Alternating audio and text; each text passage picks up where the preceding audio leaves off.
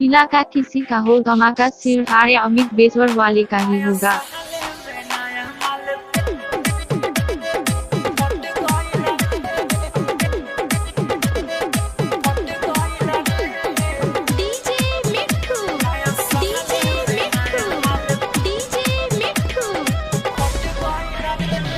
Picnic में लहरल नजरिया हो, चुमा लेके धोहिनी पजरिया हो।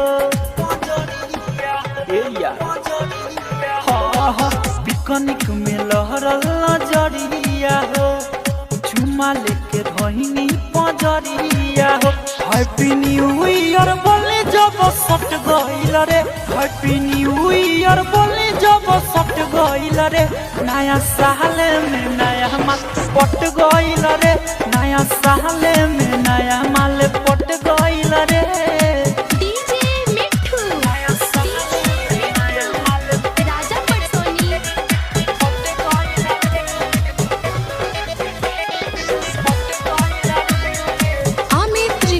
स्टूडियो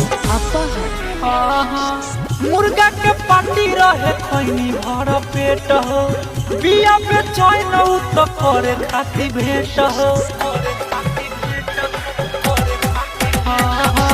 मुर्गा के पार्टी रहे खैनी भर पेट हो, बिया पे चैन तो करे खाती भेंट। देख के ग्रीटिंग कार्ड हमारा के हंस गइल रे, देख के ग्रीटिंग कार्ड हमारा के हंस गइल रे।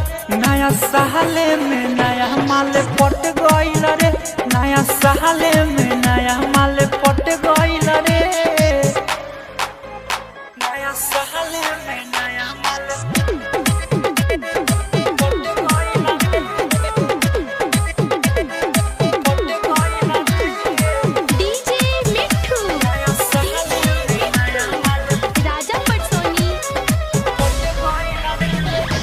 सुबोध शर्मिला हो गइल प्यार हो, अमित तिवारी नहीं होता इंतजार हो। सुबोध शर्मिला हो गइल प्यार हो, अमित तिवारी नहीं होता इंतजार। साचो कहतानी दिलवा में जच गइल रे, साचो कहतानी दिलवा में जच गइल रे।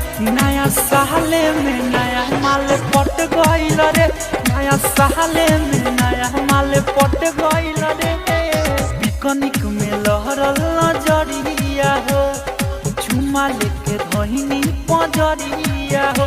हैप्पी न्यू ईयर बोले जब सट गइल रे, हैप्पी न्यू ईयर बोले जब सट गइल रे। नया साल में नया माल पट गइल रे, नया साल में नया माल पट गइल रे। इलाका किसी का हो धमाका सिर्फ आर्य अमित बेसवर वाले का ही होगा।